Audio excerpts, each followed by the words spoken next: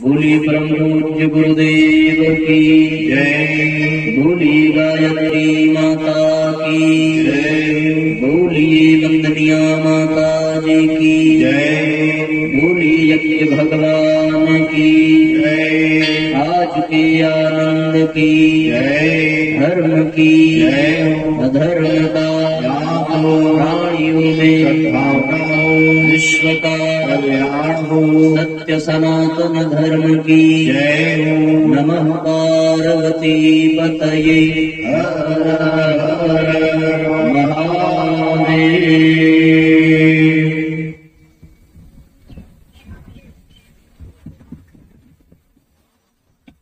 परम पूज्य गुरुदेव परम वंदनीय माता जी के सूक्ष्म सानिध्य में विद्यमान शक्ति स्वरूपा माताओं बहनों, देवतुल्य आत्मीय बंधु,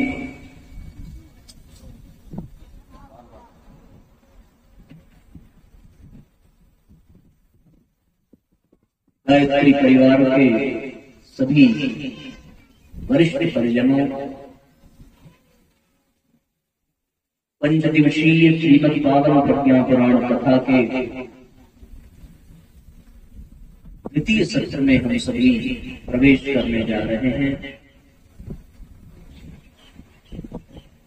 कल कलश यात्रा में विलंब हो जाने के कारण बहुत कम समय हम लोगों को मिला और बहुत थोड़े समय में हम लोगों ने कुछ चर्चाएं की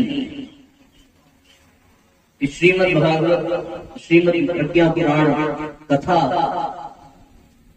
ये सभी पुराणों का आधार है, क्योंकि अन्य सभी ग्रंथों को समझने के लिए जिस विवेक की आवश्यकता है, जिस सद्बुद्धि की आवश्यकता है, उसका सूत्र श्रीमद् पावन प्रज्ञा पुराण कथा में विद्यमान है।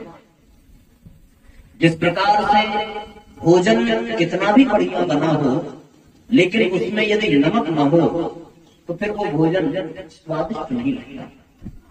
गाड़ी कितनी भी अच्छी हो, पर गाड़ी में पेट्रोल न हो तो फिर वो गाड़ी चल नहीं सकती। उसी तरीके से मनुष्य का शरीर कितना भी सुंदर हो, कितना भी स्वस्थ और मजबूत हो, लेकिन यदि उसके पास मस्तिष्क नहीं है तो फिर उसके शरीर की शक्ति किसी काम की नहीं रह जाती। बिल्कुल इसी तरीके से सारे पुराण, सारे ग्रंथ, सारे शास्त्र हो, पर उनको समझने के लिए जीवन में सद्बुद्धि ना हो, जीवन में सद्विवेक ना हो, तो फिर उन शास्त्रों में निहित सद्ज्ञान को हम प्राप्त कर नहीं सकते। उस सद्ज्ञान को प्राप्त करने के लिए जिस सद्विवेक की आवश्यकता है, उसे केवल और केवल श्रीमद् पावन प्रज्ञा पुराण कथा के श्रवण से ही जागृत किया जा सकता है।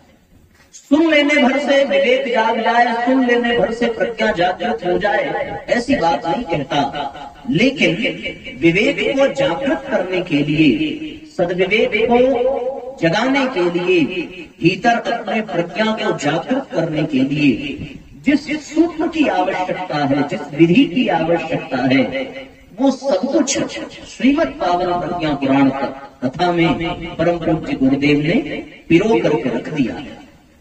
यहाँ से हमें वो आधार प्राप्त होता है जिस आधार पर हम जीवन जीने की कला सीख सकते हैं। यहाँ वो सूत्र मिल सकते हैं जहाँ से व्यक्ति देवता बन सकता है, मानव से माधव बन सकता है। इसलिए श्रीमद् पावन प्रज्ञा पुराण को सुनना अत्यंत आवश्यक हो जाता है, क्योंकि भारतीय धर्म ग्रंथों में जितने भी ज्ञान छुपे हुए हैं वो सब समाधि भाषा में है, वो प्रतीक के रूप में है, वो संकेत के रूप में है, और उन संकेतों को, उन रहस्यों को, उस भाव को समझने के लिए जो सद्विवेक चाहिए, उसे जगाने का सूत्र केवल और केवल श्रीमद् पावन प्रज्ञा पुराण में ही विद्यमान है। हम सभी सौभाग्यशाली हैं कि ऐसे पावन प्रज्ञा पुराण कथा में यहाँ सुनने के लिए एकत्रित हुए हैं। ये परम पूज्य गुरुदेव को अत्यंत प्रिय है। इस कथा के माध्यम से हम गुरुदेव के विचारों को अपने भीतर धारण कर सकते हैं।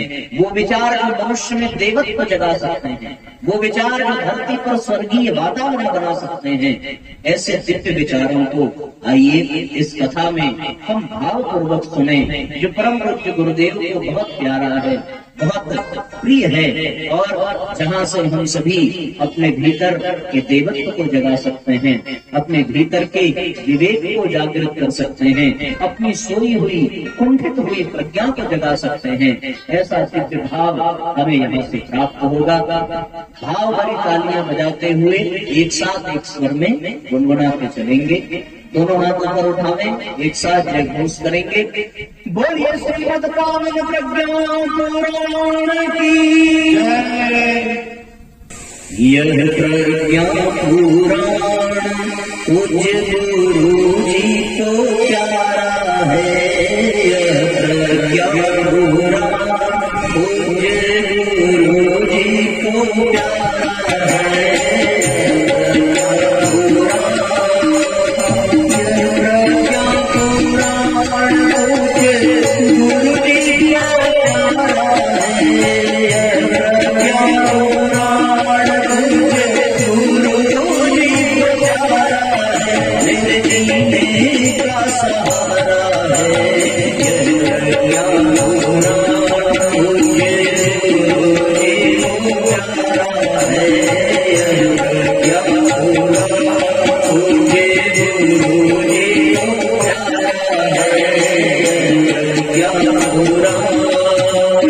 इसकी जगमग ज्योति से, इसकी जगमग ज्योति से ये सारा जग उजियारा है।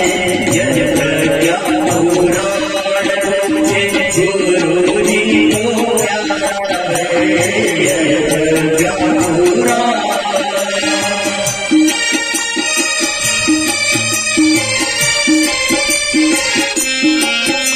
एक साथ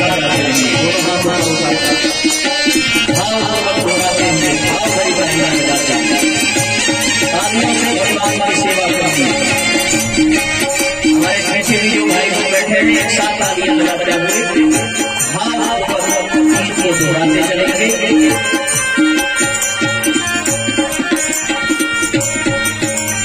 कौन बड़ा है छोटा, ऊंच नीच क्या होता है। कौन बड़ा है छोटा, ऊंच नीच क्या होता है।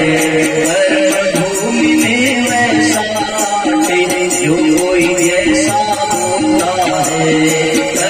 भूमि में वैसा जो कोई जैसा होता है। माँ की ममता एक समान, की ममता एक समान, माता जग ये दिलारा है। प्रज्ञा पुराण